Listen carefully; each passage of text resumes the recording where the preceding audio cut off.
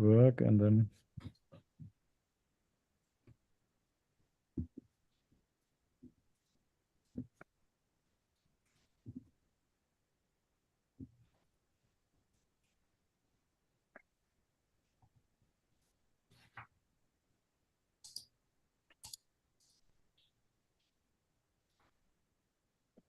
Okay.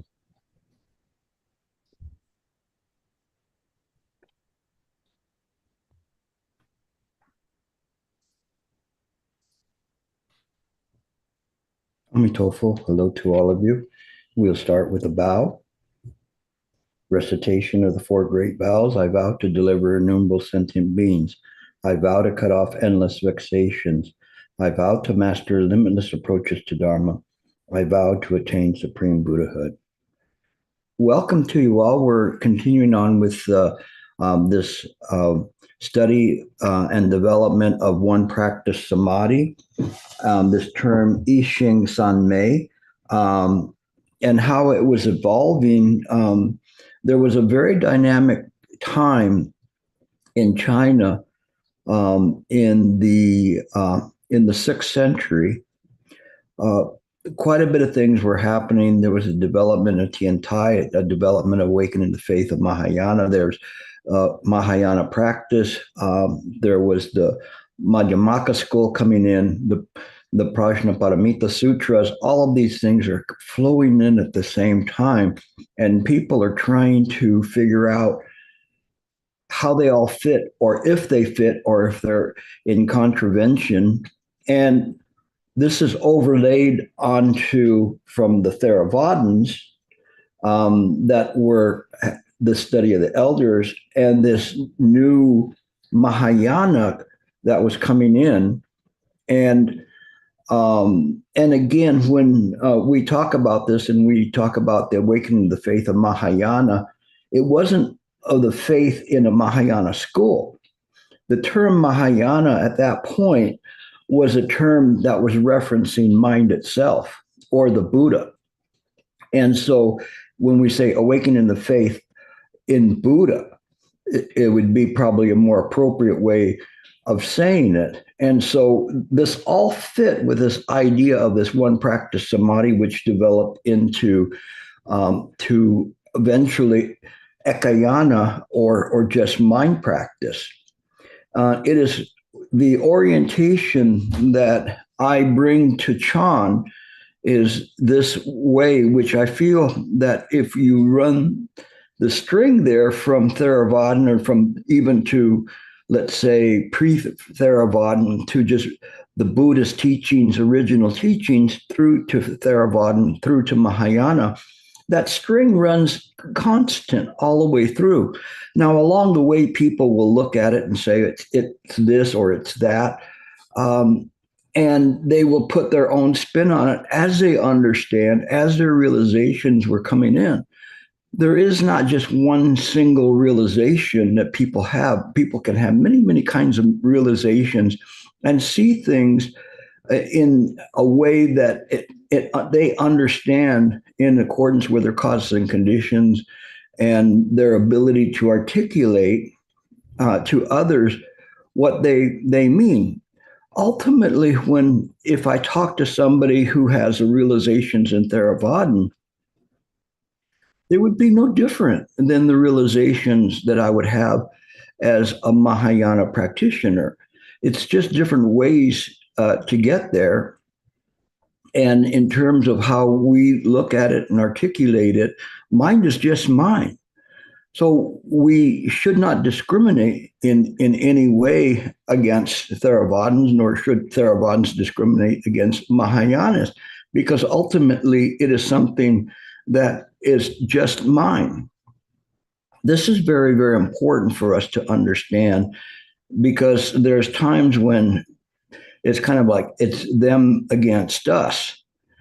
What I do is report historically what was happening, how things were interpreted, and even within Chan itself, the various schools and the vying factions of the study that we see that are there, and the progression from this And then the part that's the most important is the continuity, or that which is the part that is the most important, the mind itself. This all came about once that I heard Master Sheng Shifu. He was talking about that when he was in Tokyo and he was going to the university there. He would go across the campus and there would be a Theravadan monk that he'd pass every day. Evidently, their time schedules caused them to pass each day at the same time, one going one way and the other going the other. And Master Shenyang would join his palms and bow to him. And the Theravadan monk remained aloof and did not recognize the robes of a Chan practitioner or monastic to be those of a qualified monk. And so he just simply did not see Master Shenyang as he passed by. At that time, he was not Master Shenyang. He was just a Buddhist monk student. And this was something that concerned Shifu at that time. He didn't like the fact that this monk had this ignorance to him. It wasn't something that was personal, but it was something that it bothered him because this monk didn't understand what Buddhism is. And it's very much analogous to, let's say, a Christian looking at an altar of a Buddhist and they see the red face of Guanggong as a Dharma protector and Wei To on the sides there looking very fierce and wondering how this looks very strange that they'd have this red-faced demon on their altar. And here, from the same Buddhism, it was kind of the same thing where the one monk would not acknowledge the other one. So Master Shenyang, he finally asked the monk to sit down with him. And he says, every day I pass you, every day I bow to you, but you don't seem to notice me. You purposely go out of your way to avoid eye contact or to give me even a common acknowledgement. Why is that? And so the monk says, you Buddhists, the Chan Buddhists, you don't really practice the true Buddhism, not like us. You're out of the path. And Master Shenyang says, well, tell me, does your school, does it worship the three jewels, the Buddha, the Dharma, the Sangha? Oh, yes. And the 5 precepts? Yes. The Eightfold Path? Yes. And he went on and described all these basic principles of Buddhist teachings. And he said, well, so do we. Then how is it that we're not brothers? How is it that we are different from you?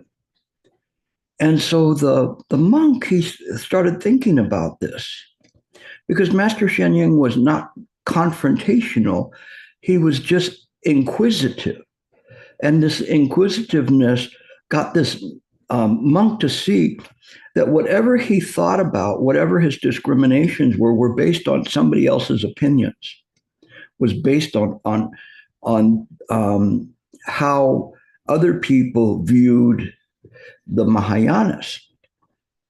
And so, but he did not have a historical or educational way of doing it. Only the discrimination of, that don't follow them. You're Theravadan. And it was a funny thing because then later on that monk, then every day, then he would bow to Master Shenyang as Master Shenyang came bowing to him. And so there was a little bit of an advancement, but it was important because it's how we have to understand Buddhism, that these principles are nevertheless there. It's not something that I hold myself and say, oh, Theravadins, they don't know what they're doing. There are doctrinal differences, historical differences in the manners in which it's done. But it doesn't necessarily mean that they're wrong and we're right. It is just the manner in how we look at things in terms of it. And doctrinally, I look at it and say, to me, this makes sense. To the Theravadins, they see it in a different way. Later on, I was once in Michigan at the Lansing Buddhist Association retreat center, and across the street was a Theravadin monastery and place for practice. And the people from the Lansing Buddhist Association said, "Oh, let's go see this monk. We can introduce you to the monk, and you will see, and you can meet him." And when I went there, this monk, this abbot, was very dismissive to me, and he kept saying things like, "Oh, what the Buddha taught." It was like straight out of some kind of a bibliography of Theravadin book titles, what the Buddha taught. And he was dismissive towards me and just kind of talked through or over me and didn't acknowledge me at all. So when I left, I went, this attitude that this abbot had is not wholesome. It's not. And it was disrespectful, not necessarily disrespectful of me, but of our school. And it was presumptuous on its way. But I thought to myself, you know what? I don't know enough about these subjects to say he's wrong, to say that that there is something credible to him or not credible to what he was saying. And so this was very early on when I had done this many, many, many years ago. And I vowed that I was going to look into this. I was going to study the history of Buddhism from the very, very beginning, pre-Buddhist. What was happening? Where was Buddhism formed? What was the cultures that were there? What were the religions there? How did Buddhism gain a foothold? Where was it at? What was happening? Who was coming up? What were all these different schools and things? And so I studied very carefully to study how Buddhism came into being in the Indus Valley, and then up above where we look at Afghanistan and all that area, Buddhism flourished over there as well, all the way up to Greece. And there was even a mixture at that point of Buddhism and the Greek religions in terms of that. And even you could see I see Agni Ponds here and at the left, because there's one a frieze, like a carving that was on a wall, which shows that Hercules is like this, and he's holding up a platform in which the Buddha is sitting. And so there was this kind of a fusion and a mixture of the religions, even up to Greece and further. The reason I bring this up is to show you the extensiveness of how I studied for many, many years. I studied. I really wanted to understand how this came about and how not just Buddhism came about, but how the division in the Buddhism came about. And so this was something that was very, very important to me to understand. And realizing that at the time that the Buddha spoke the words, there was no recordings at that point in time. And it's very interesting because the Theravadins have books that say what the Buddha taught. But these cannot be said to be the exact words of the Buddha simply because the Buddha had been dead for sometimes 500 years before those words were written down.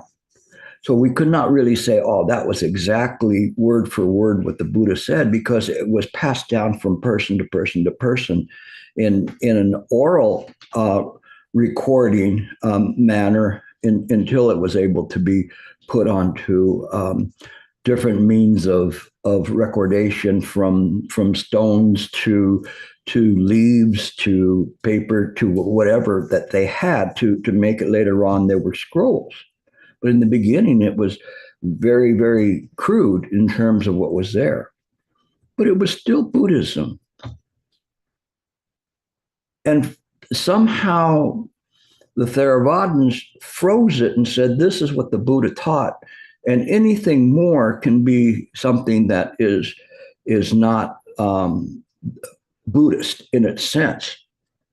But it wasn't, as Master Sheng was saying, a difference in study. It was still the same basic study, but it was a matter of how one began to look at the Buddha's teachings, rather than seeing them as, okay, here it is, and it's clear, and there's absolutely no room for interpretation.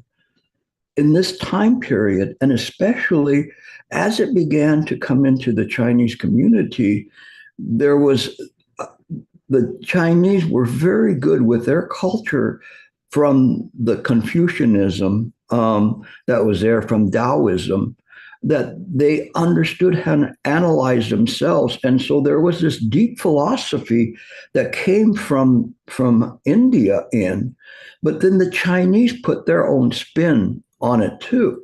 Some of the early schools that put their spin on it was Tian Tai and the Huayan school. Huayan was coming from the Huayan Jing, the Vatamsaka Sutra. The Tian Tai is looking at this and seeing things in a different way. And they're trying to put this into a perspective that there is what's called a sinification of Buddhism. So sinification is one of those fancy words that historians use to say that it was a Chinese spin. The Chinese took it and started seeing it and interpreting it, and that's why it became so valuable, and so it gained traction in China, because it fit into the philosophical structure of the Chinese and how they interpreted things, and how in their own philosophy would pick something up and look at it and examine it and say, oh, I see it from these different facets. The very same way that the Indians were doing it, the Chinese were doing it too. So you had in India, the Mahasangitas, Prahasangitas, Satantarikas, many different types of people that were looking at things and seeing it and putting their spin. But when it got to China, all of these were pouring in, but then the Chinese went, well, let me take a look at this myself. Let me see how this works. And as they're looking at this, and in this dynamic 6th century, there is a flooding of all of this information coming in, and there begins to solidify the notions of Chinese Buddhism in the form of Chan. Chan was the perfect vehicle for Chinese Buddhism because of the manner in which it approached things, this single practice, that it was, as is often said, beyond words and letters. It is this metaphysical aspect of Chan, which cannot be explained in words, but it is pointing to mind. And so when this term that was coming in of the single practice Samadhi, this term I Sheng San Mei, the Chinese paid attention to it. They saw it, and they saw it in a way in which they looked at it and said, we can use this. We can see there. And then looking at the Madhyamaka school, the middle way, and the Theravadins, and holding them up, and they're saying, here's one that's saying that everything is real. Here's one that's saying everything is this fundamental emptiness. And it is that which they looked at and said, let's follow the philosophical trail here to see what's happening. And they were more persuaded at that point from Nagarjuna's middle way to be able to look at things in the right way. And it's kind of an interesting part here. It's this study of the emptiness and the Madhyamika school is precariously perched right in the middle between what may be considered to be real and what could be considered to be nihilistic, which is nothing's there, but there's still something, and it's right in this middle way. And so if they ask Nagarjuna, what is it? He says it doesn't exist or does not exist. We go back to the Buddha, and they say, is it self or no self? And he said, it's not self. There's an important difference here, a very, very important difference in this, because let me go to something here I was reading beforehand. Kind of skip a few pages here. And in this, I'm going, because I'm reviewing from this concept of one practice samadhi in early Chan from this one professor, and in this, let's see, I'll come back to this in a moment on part of it, but this professor says the apophatic concept of emptiness is articulated in the Perfection of Wisdom Sutras. Now, here, this apophatic concept is an interesting one, because is it really the process of negation? We always talk about, or I always talk about, how Nagarjuna negates things. He negates them not in the way of saying that they exist or they don't exist, but rather that they don't have an independent existence. And so when we talk about this negation, it's very, very subtle. It's very subtle. And it has everything to do when you meditate. It has everything to do when you meditate, because when you're there, you don't negate the thoughts that are arising in mind. You don't negate the idea of some kind of a person that is thinking. We don't say these don't exist, that they're not real. They weren't saying in the Heart Sutra that they weren't real. They were saying that they were empty. There was no permanency to them as being real, that they exist. They weren't saying they don't exist or they exist. They're just saying that they're fundamentally empty. This fundamental emptiness, this negation, the term for some of you who may not be familiar with it, negation means like disproving that it has any kind of an existence. This negation is not a negation from samsara.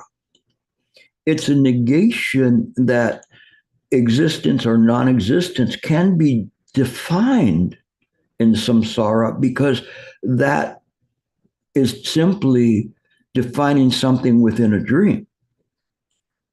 The negation is simply the invitation, when you sit to meditate, to use this ekayana, this one mind, single practice samadhi, to simply sit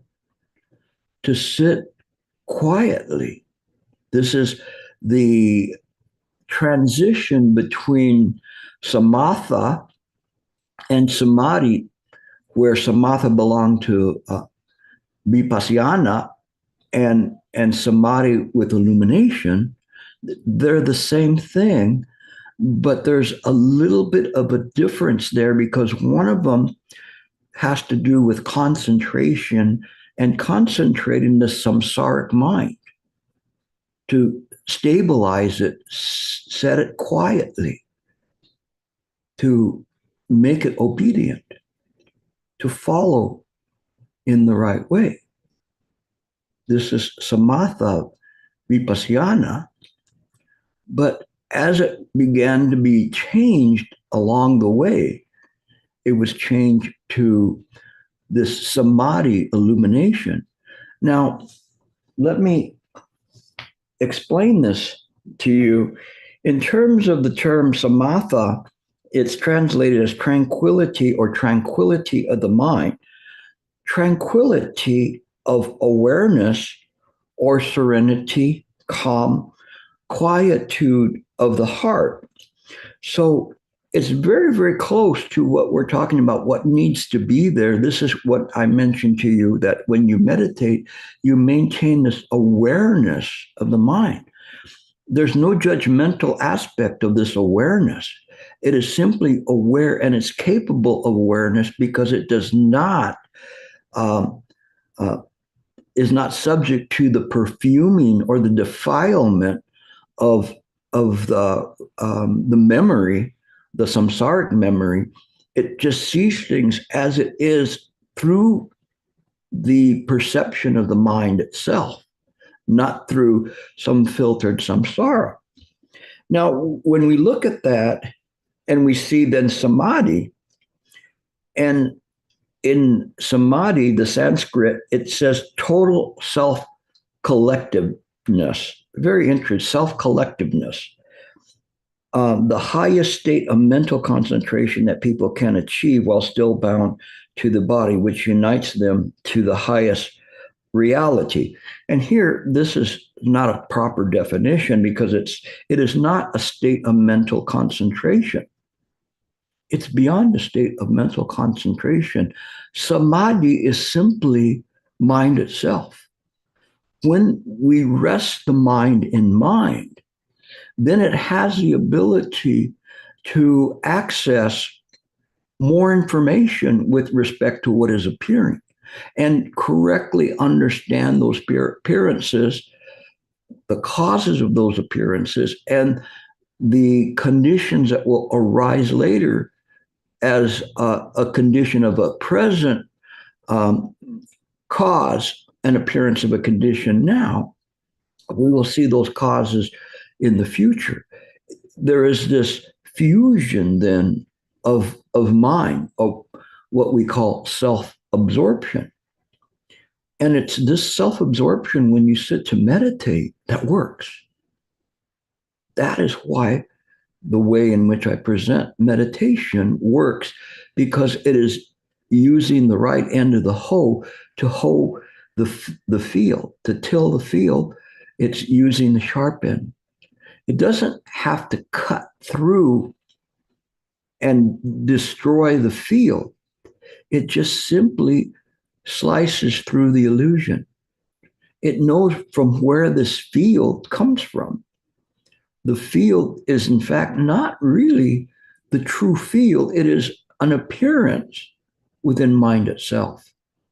Once again, going back to ekayana, when we return everything to ekayana, when you sit to meditate and your mind is on awareness, there is this samadhi that arises. It's not a concentration. You use concentration to maintain the samadhi, but that samadhi is there. It's a collectiveness of everything. What is collectiveness? The 12 nidanas. Everything is connected in. It understands it. How could it not understand it? It is mind. You are using the mind to meditate. And in fact, that's even a misnomer. We're simply resting the mind. In this way, when we rest the mind in meditation, there is nothing to do.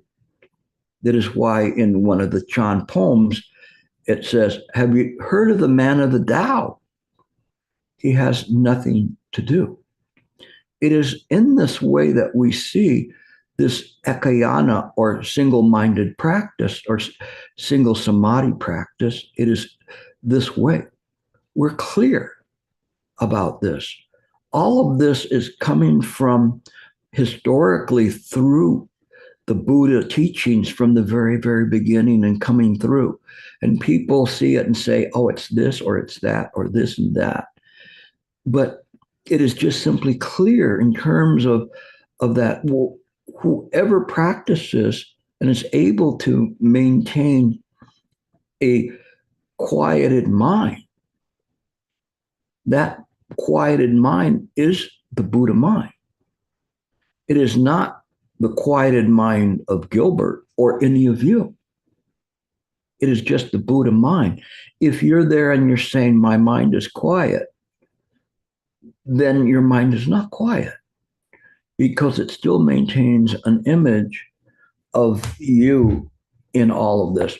So what I wanted to do, and there's no really beginning or ending to what I've been talking about here, just trying to give you some background, historical background, as to how this goes and how to see how to use the history and the concepts and penetrate them. Try to see how it's going. Sometimes in the past, it was just a cacophony of different, this person saying this and this person saying that. And 100 years later, 200, 300 years later, somebody interpreting what was happening. But oftentimes those interpretations were not correct because who was interpreting oftentimes was not somebody that had realizations that could see through or penetrate through to what these masters were talking about. It's perfectly capable for a master to be able to tell one person one thing and tell another one something else that appears to be contradictory. But it's not, because in the causes and conditions, whatever's said is true to the Chan itself, true to mind itself. It is not something that one is incorrect about things. One has to see the principle, and then they can see the practice with that. And so this is where we're headed with this. And that's why I say this point in time was really exciting. Now, I don't know back then if they were going to look at it and say it's that exciting. I mean, it's a 100-year time period, but over the course of the middle part of the 6th century, quite a few things were happening, and different people were coming in and interpreting and bringing in different sutras, which changed the way that we looked at the practice. And from Theravadan to Mahayana, and in the Chan school, from the northern school to the southern school, and you see these transitions, and you see in the northern school how they're working with certain concepts. And this Tian Tai Master Chi, he was trying to blend in the two schools of the Pure Land school and the Mahayana, as well as trying to bring in or preserve the Theravadan school. But it was difficult because of the manner in which he was presenting it, in terms of trying to get people to understand this. Now, there's, at this point in time, there's very few people in China that could understand what was the doctrines. Think about this. There wasn't really that many formalized schools. There was just people in monasteries, and if they got their hands on a scroll and they were able to read or listen to the Dharma, maybe they could see things. But it wasn't so dynamic. In this day and age, you can press a button and you can get the Shurangama Sutra, the Vilamakritti Sutra, Lion's Roar Sutra, Vatamsaka Sutra. Imagine what they could have done had they had that. We have all of that at our disposal. We have that we can use to practice. The thing is that perhaps our fault is we have too much. So we don't know what to practice. Have any of you run into that yet? Where do I start? How do I practice? I have no idea what I should be studying. Should I be spending this much time on this sutra, or should I be doing this or doing that? I don't think Harry's here, but Harry is like our resident Lotus Sutra person. That's his go-to sutra. There's nothing wrong with that. I mean, because he's studying like an old soul, studying one sutra and penetrating it. And it's good. Obviously, he studies more than that, but that's his go-to sutra. To me, I'm looking still and saying, trying to find the ones that help me help you in terms of that. But it's a never-ending quest to do that. But it also is something, when we look at this and we see historically where it's at, what it does is it gives you a very strong platform to work off of, to study off of, so that what you are presenting to others is correct, historically correct, philosophically correct. You may disagree with me on different aspects, and that's fine. I don't have a problem with that. No, you may say it's this, and I may say it's that, and that's okay too. It isn't something that we see and say, oh, Gilbert said this, and he shouldn't have said that, and he shouldn't have done this, or whatever. After a while, that becomes nonsensical. But when you do this and you share your heart, that's what matters. That's what matters. Because no matter what I say, it's just like Master Ling Chi said, don't hold up the masters and the well-known advisors to such a high level and say, I can never get there. Don't do that. Follow them. Follow them in the study. The difference that you have here, 1,500 years later, is that you have at your disposal the plethora of the Buddha Dharma. You don't have 1, 2, 3 scrolls that you're studying. You have all of them there. But you have to understand how they go. Now, in Buddhism, you can be a devotional Buddhist, and that's fine. There's a lot of people, all they want to do is, light incense, put food there, do recitation, whatever, and that's fine. That's not bad. It helps them. And I know a lot of people that are very devotional that are great practicing Buddhists because they give of their time in such a great way, devote everything. But you have the ability. And sometimes people would say to me, and they still do, Gilbert, you teach too deep. No, I don't teach too deep, because there's people that are listening. There's people that get this. There's people that understand it. And you are going to be the lanterns. When this one goes out, when I'm dust, you will still carry that light forward. And it's important that we have to have people that are encouraged and bring more to the Dharma, that can really study. This is why Shifu, Master Sheng, wanted us to practice and go to universities, why he developed the university.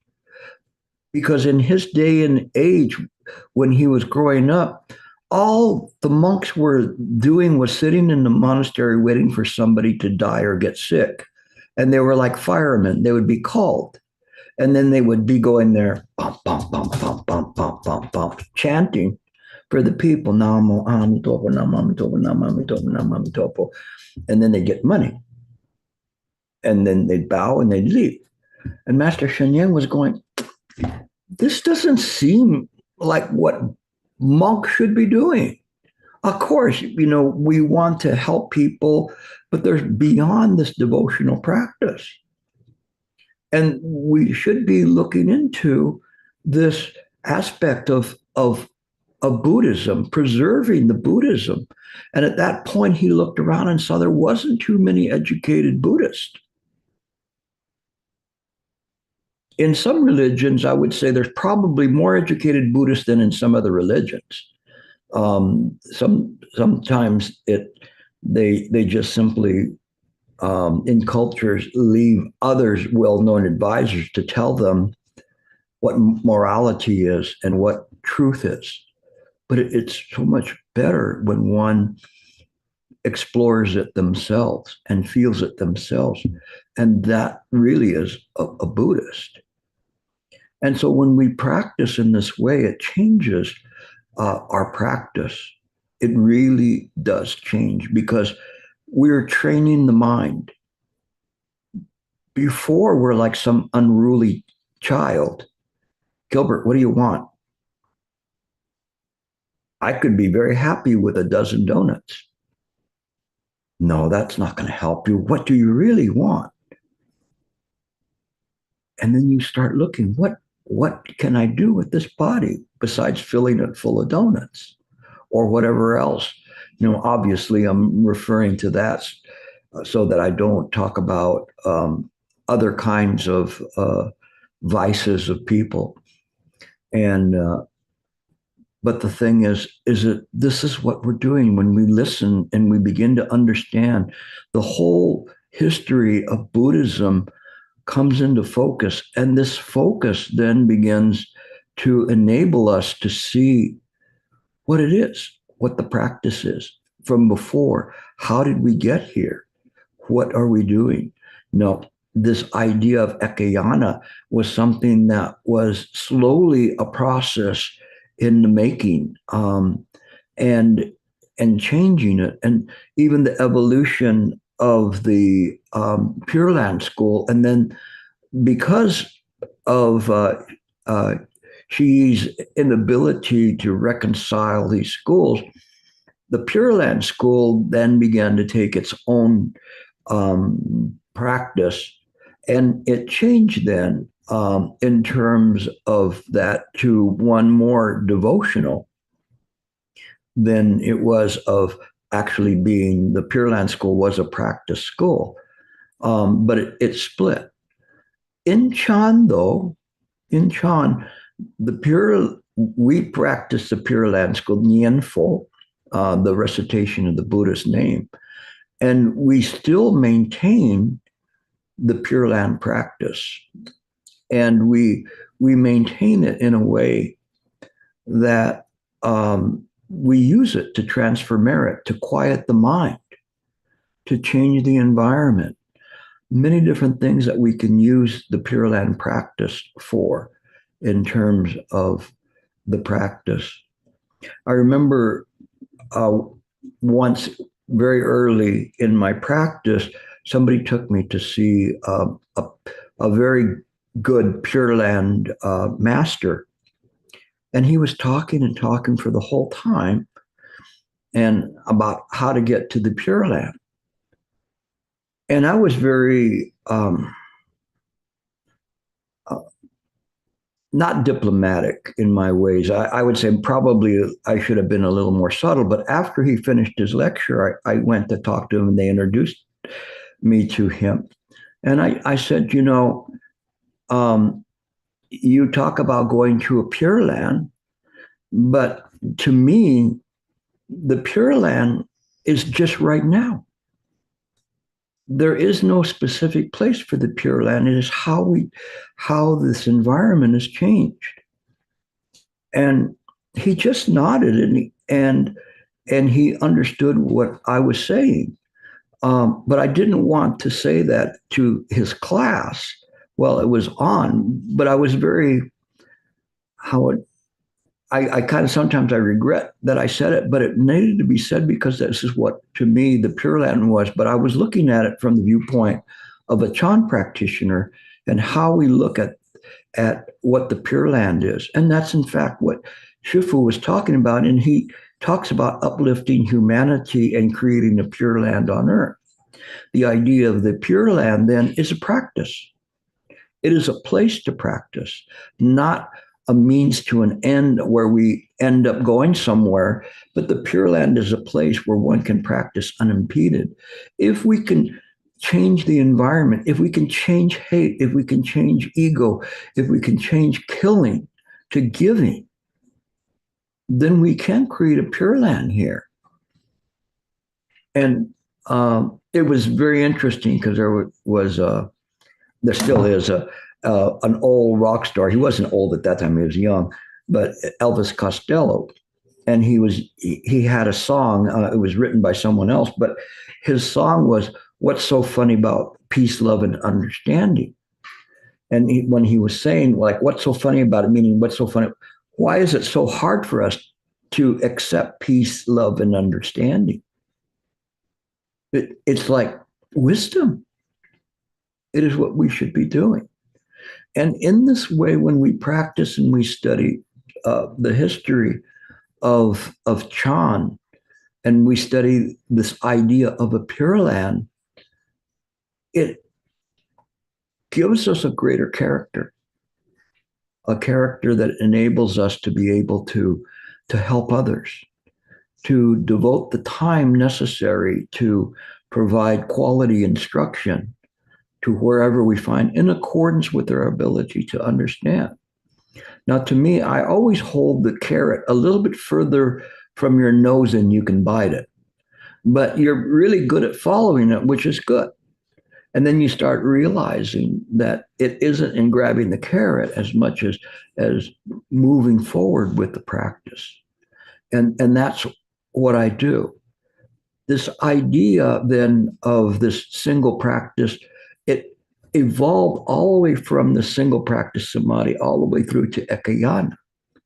And this idea, and in the process of doing that, then from the Southern school came more reliance on the Tathagata Garbha Sutras and Buddha nature, and realizing that just this mind, this very mind that you use right now, that you want to quiet, but you don't need to quiet, is the Buddha mind.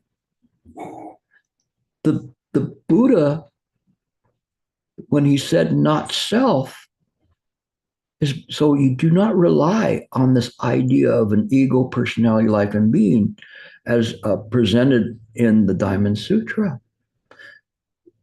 We then jump to the head of the class.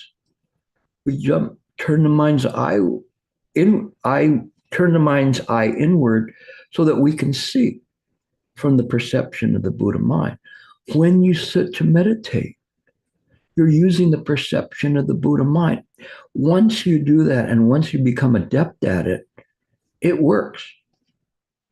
It is unfailing. If you use it in this way, cause and condition never fail.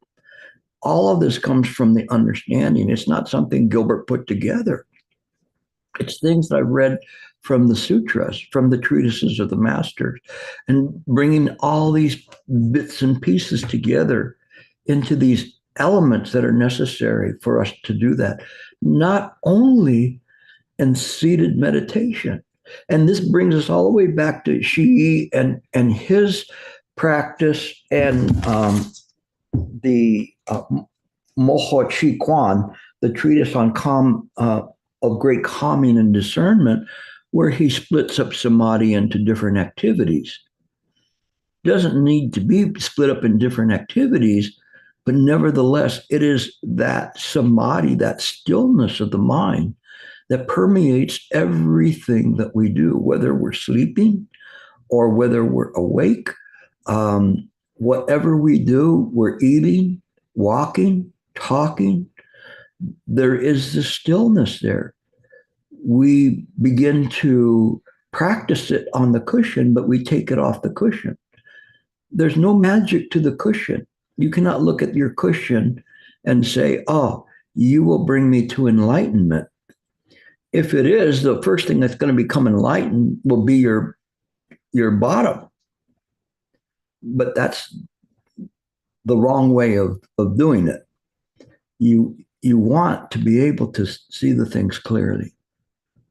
And if you practice in this way, it will work. And again, I have days of material that I could talk to you about, but I have to distill it into this heart to pass on to you. And I hope that's what I did, was kind of really give you an idea of how to be able to practice, why you practice in this way. Okay.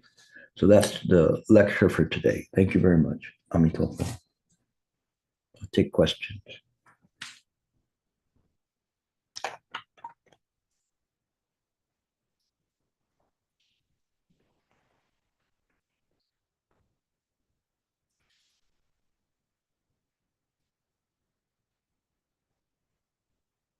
Did you unmute Sam?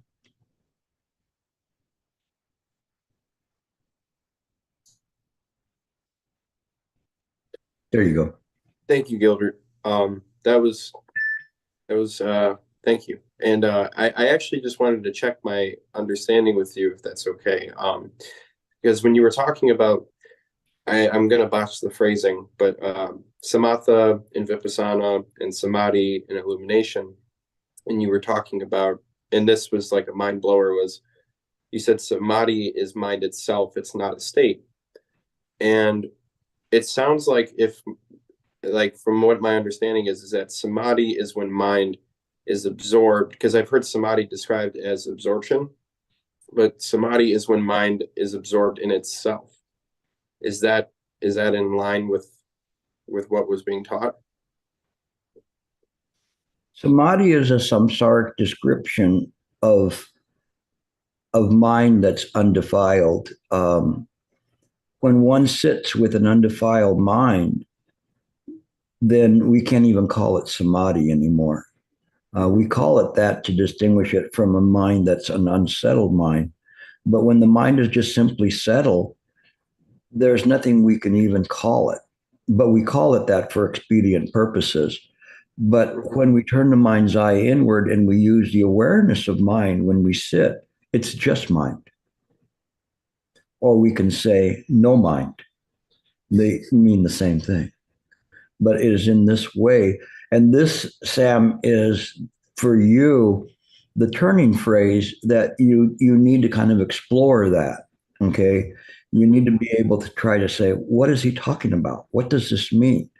Looking at it from all different facets and seeing it. You are there and you're kind of dancing around the void, and you're looking into it, and then you come back up and go, this must be a higher samadhi or whatever. And I'm saying no samadhi. Mm-hmm. And so to give you nothing to be able to do that, you have to poke your nose all the way down into that hole. Mm-hmm. And until you lose your balance, then there will be the self-absorption.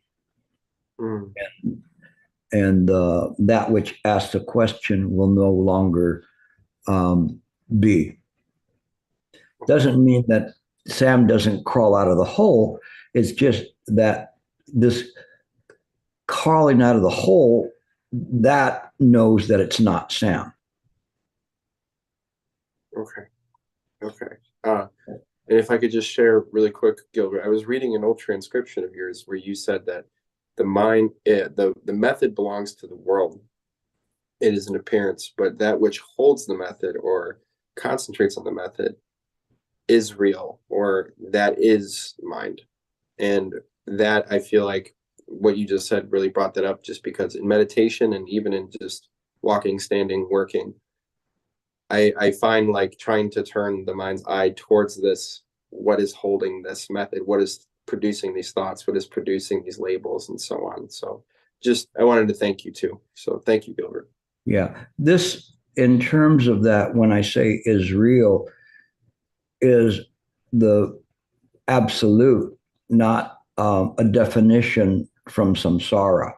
Yes. In samsara, if we say something is real, there is a counterpart to it, which is unreal.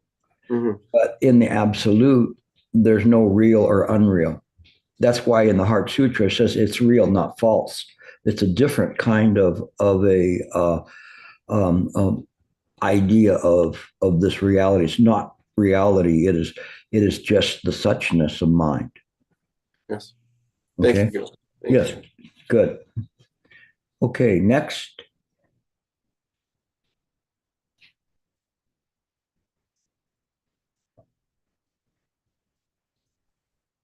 There. Oh, hold on. There you go. Okay. Um, First off, I heard when you were talking about Master Shen Yen, I kind of looked at myself also as being more inquisitive, as I really do not like being confrontational about much of anything. So that was sort of a small understanding.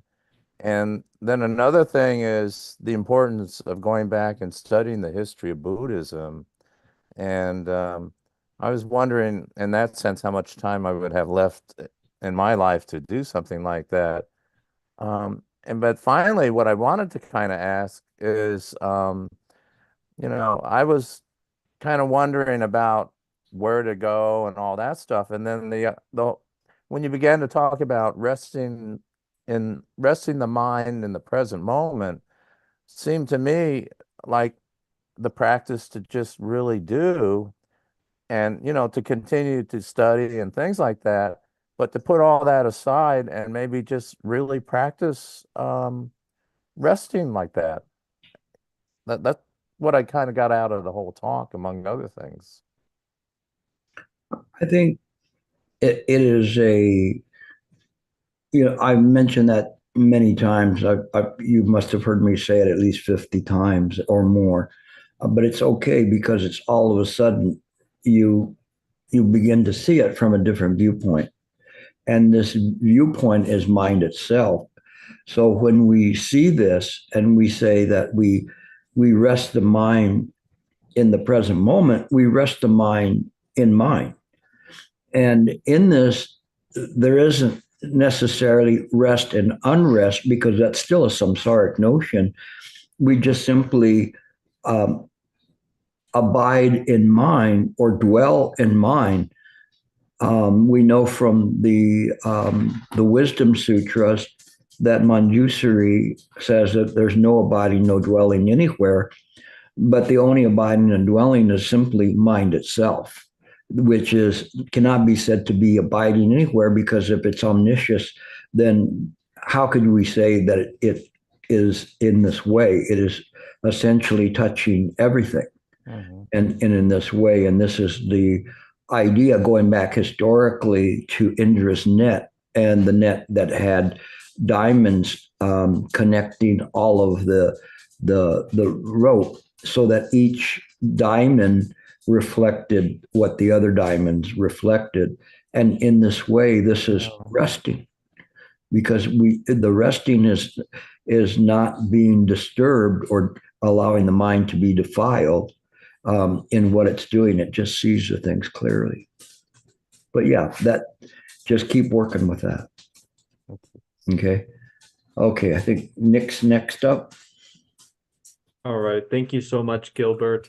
I've noticed this week, and I think it was last week, you mentioned a little bit about like reciting the Buddha's name. And I'm curious, when we're off the cushion in our normal day-to-day lives, is there a specific thing we should keep in mind on if we should recite the Buddha's name or kind of just rest the mind in the present moment? Or is it something we can experiment with ourselves to see what we work better with?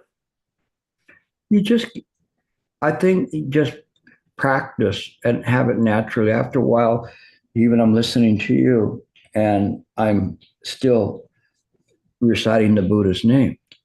And it is in this way, whether I have beads or I don't have beads, I'll do recitation. And the more that one recites, the more that one begins to practice and it comes up automatically. So it's fine. You just play with it. Don't be too serious with it where it's, oh, I've got to do this or I have to do that. Just let it come up. When you get upset, bring up the recitation. And when you bring up the recitation, it's hard for you to say, God de Namo Guanxin Pusa or Namo Amitofo. You can't say the two things at the same time. So when you bring up the recitation, it kills the defilement in the mind. And so you can use it in this way to bring yourself back to a calmness. And believe me, the more that you practice in this way, the better it works. If you're a person that's prone to a quick temper, it can diffuse the temper very quickly, or it can provide compassion or pity for people that have a problem. And sometimes when we see that, we think egotistically, this person's a jerk, instead of saying, "How this person doesn't know what they're doing." And so this is something, and and it's very funny because this aspect of the mind was something that the Jesus Christ on the cross realized at the last moment, right before he was going to die. Although I don't think he really died, did he? But in any case, right before he was going to die, he looked at all the people that were stabbing him and crucifying him and said, have pity on them because they don't know what they're doing. And seeing the ignorance of the world. And we look at this and we use this kind of a thing, and we use the recitation to keep our mind calm, to keep our mind so that we understand that in this world, ignorance predominates. But it doesn't have to be that way. It is in the practice. So as we begin to practice, we begin to change the environment. One letting go of anger at a time. Anger begets anger. Hatred begets hatred. Ignorance is the same way, all the way through. When we begin to do the recitation, it is just like I had mentioned, creating a pure land on earth. And even if it's just around you, it's just around you. This is the essence of the practice. We can get very heady and philosophical and everything else, but that's why I want to bring back to this moment why I'm telling you about this stuff, And so keep working on that, Nick. You'll do fine with it. Just let it play out, okay? Yeah, thank you so much, Gilbert. You're welcome. Okay, Renee. Hi, Gilbert. Thank you so much for your teaching today. I have a few questions. Master Sheng Yen has a very famous for it. It called face it, accept it, deal with it, and put it down. And do you think this is also about the Samadhi? And if we can really do it, it's a kind of a Samadhi. And also, I from the book reading, it looks like a 4-step, but Shifu said actually it's a 1-step. It's not like a 4-step. Could you please explain? And also, I want to check my understanding the concept about beyond. So the beyond, it's sometimes we said, oh, this is good, oh, the other is bad. So the beyond means our understanding is just part of the truth. It's not about right or wrong. It's just not complete. We just cut a little bit piece and we hold it, said, oh, that's it. But actually it's not about wrong or right. It's just not complete. So just maybe 3 questions. Thank you. Starting with your last question, the whole thing is that there's nothing that is here or beyond. All of it is just mind. And as we see things, we're able to penetrate through the illusion of the dream. It is said that a bodhisattva straddles the samsaric world and the absolute. They have 1 foot in this world and 1 foot in the absolute. And they practice in this way so that the bodhisattva doesn't get disturbed by the appearances within mind, but follows function, understanding following function because they understand the absolute, that the absolute is just mind. So this is a realization beyond comprehension or conception. It is from the experience of the bodhisattva to be able to do that. Once we begin to practice in this way, it changes the way that which we practice, so that we're neither beyond or we're here in the samsara. It is this dwelling in mind rather than dwelling in a locale that makes the difference. Just remind me again of your first question. Just. It's about the face it, accept it, deal with it. Okay, it down. Got it. And essentially, what he's saying that it's not really four, it is just one, but the four is there for you to practice so that you can get there. So for instance, when you meditate and I say you need to have awareness, you need to have a continuous practice, you need to relax. All of those things are elements for you to remember how to practice.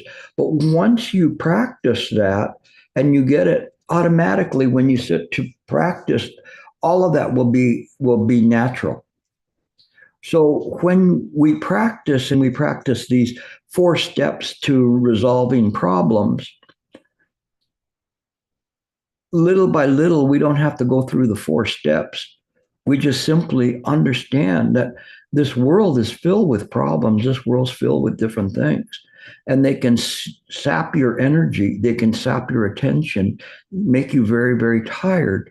But if you understand in the present moment that the Buddha's in the present moment, and you understand that these things happen because of causes and conditions, we don't have to castigate ourselves or punish ourselves because these things are coming up or worry. They happen.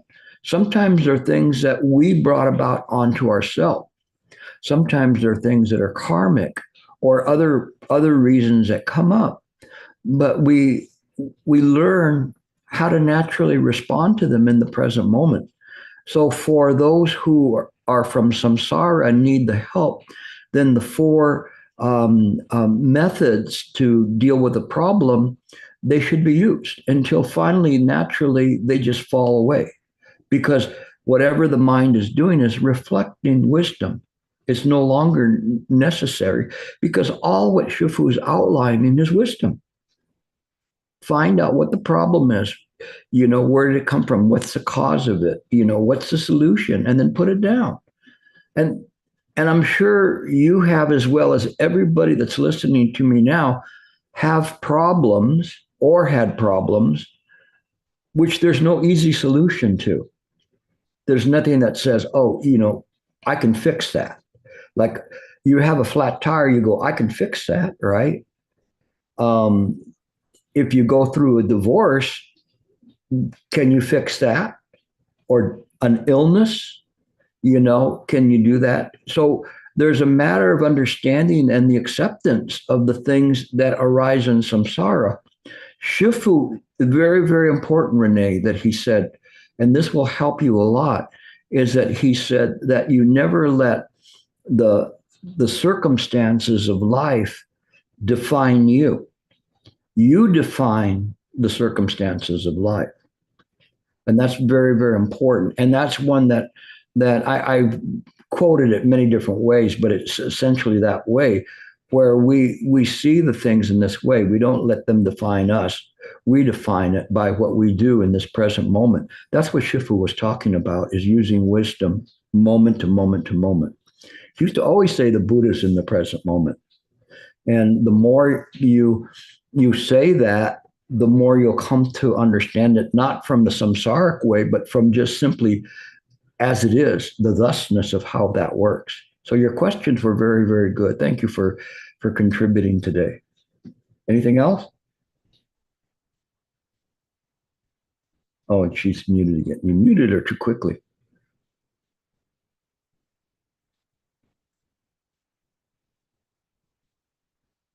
Did you unmute her?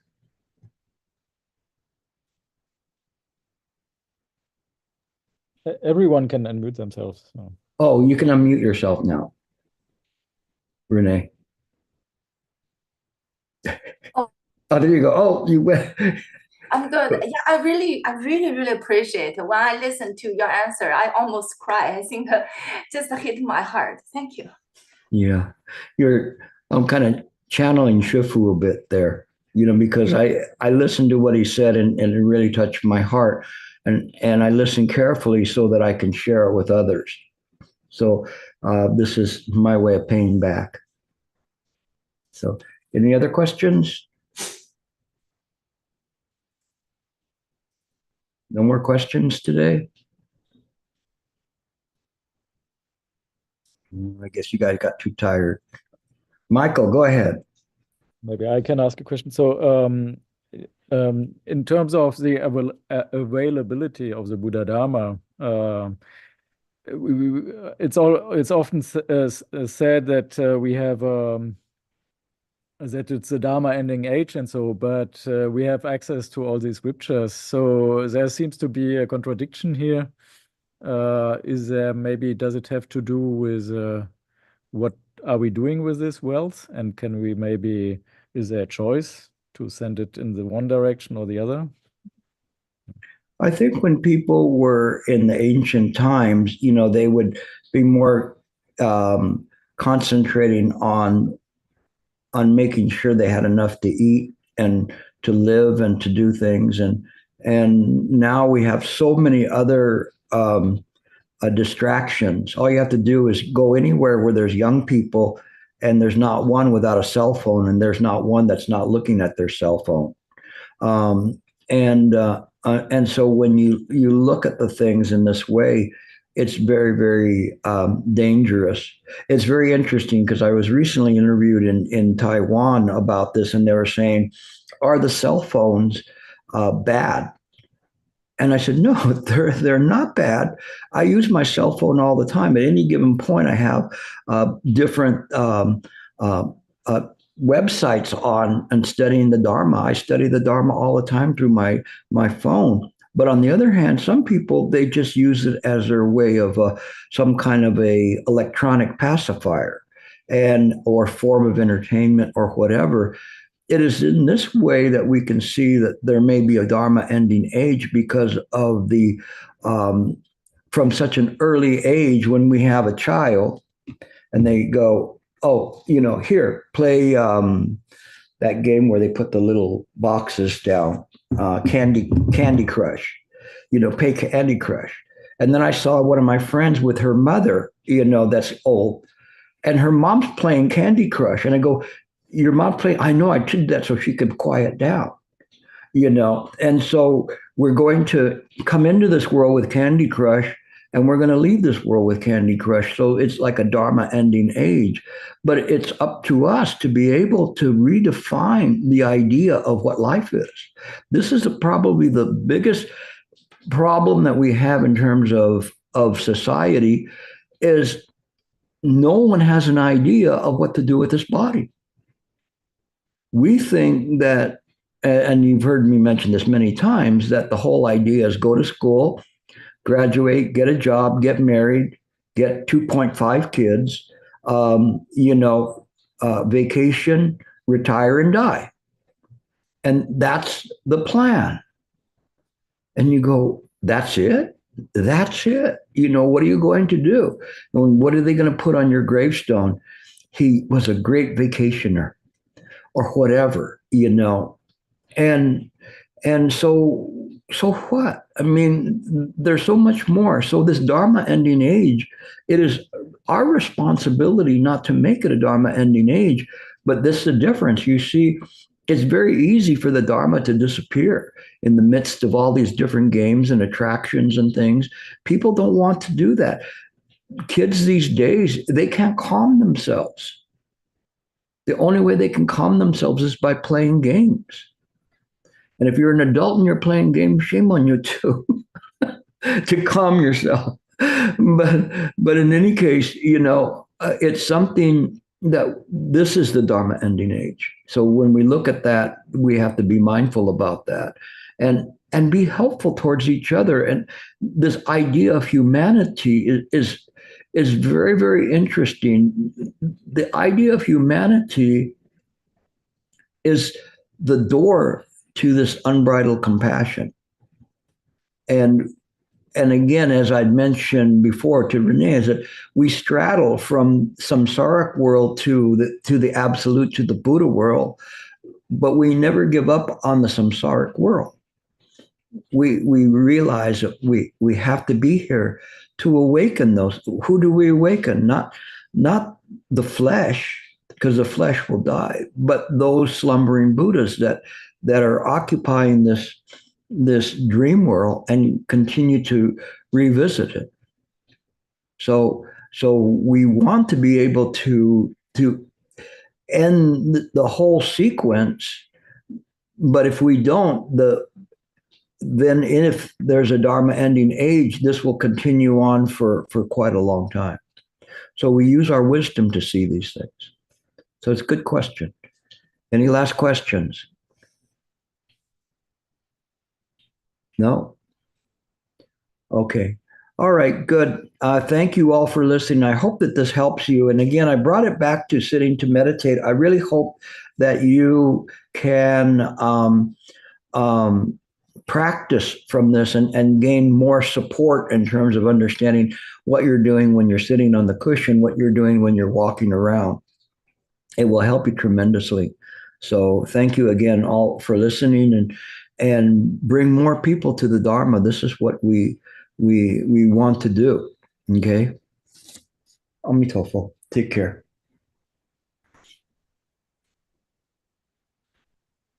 Thank you. Are we off now? Oh, wait, not yet.